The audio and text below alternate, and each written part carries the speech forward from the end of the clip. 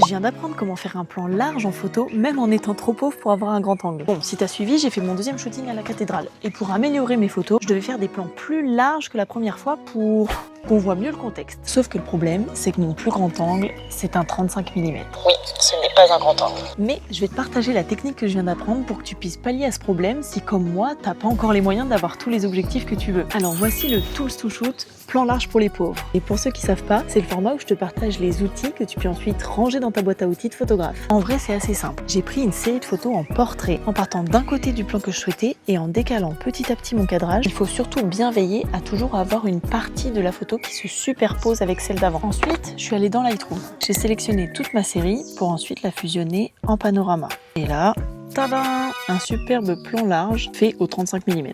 Bon, après tu peux ajouter la perspective ou faire remplir les bords par l'IA. Et c'est pas toujours parfait, mais ça te permet au moins d'avoir un plan large si jamais tu ne peux pas faire autrement. En tout cas, c'est en partie comme ça que j'ai réussi à améliorer ma première série de photos de ce lieu sans me ruiner. D'ailleurs, j'ai aussi fait d'autres améliorations, suite aussi à vos conseils sous ma dernière vidéo. Alors n'hésite pas à me donner ton avis en commentaire sur cette petite astuce et dis-moi si tu veux que je partage la deuxième série de photos. Ciao, chill!